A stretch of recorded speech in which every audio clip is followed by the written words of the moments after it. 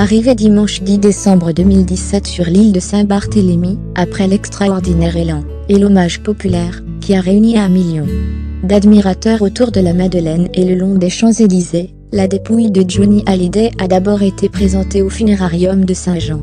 Après cette ultime veillée, qui aura vu plusieurs centaines d'habitants venir saluer la star, ses proches lui ont dit adieu lundi 11 décembre dans l'après-midi.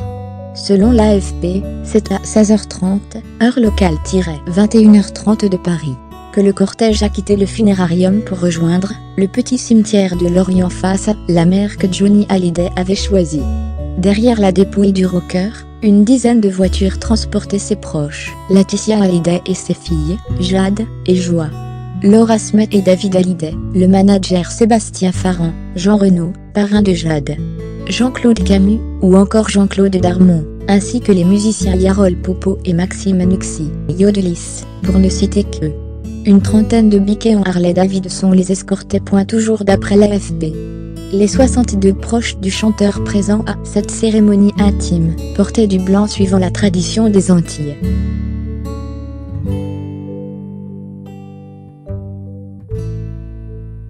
Des fleurs blanches, et de toutes les couleurs, comme l'avait voulu le rocker. Une cérémonie à l'image de ce petit cimetière, humble et chaleureuse. Comme à la Madeleine, Maxime Nuxi et Yarol Poupeau ont joué pour leur ami, cette fois-ci ses 2 chansons préférées d'Elvie, Love Me Tendait et Bibo Alula. Selon le Parisien, Laetitia a craqué dans les bras de David Hallyday. Pour respecter l'intimité de la famille.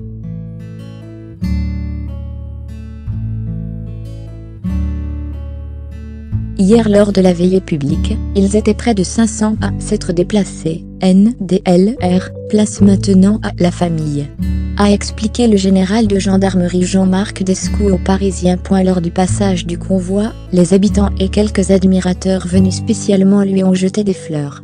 Selon le reportage d'Amandine Asensio, sur place pour Le Point, il fallait montrer patte blanche et sa pièce d'identité pour pénétrer dans le cimetière au moment de la cérémonie.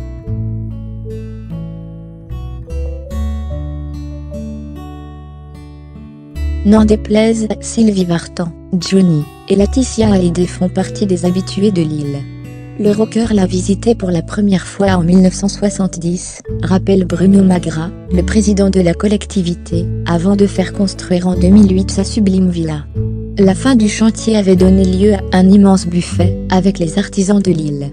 L'été, tout le monde avait au moins croisé une fois Laetitia, et les filles au Super U, raconte notre consoeur du Point qui a rencontré les habitants.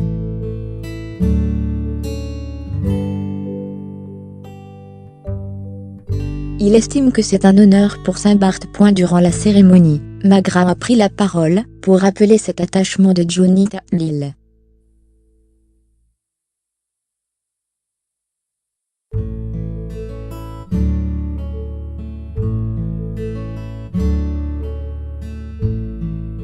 Parce qu'il a tellement combattu, et tellement gagné ses combats que je suis convaincu, pour l'avoir vécu d'ailleurs, que jusqu'à la dernière seconde, il ne pensait pas partir.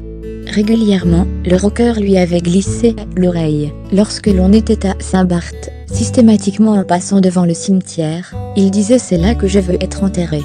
C'était une phrase comme ça, mais c'est vrai que c'était sa volonté. Quant à la cérémonie, enfin, Jean-Claude Darmon a déclaré « Elle va se dérouler, comme il a toujours aimé, c'est-à-dire avec simplicité ».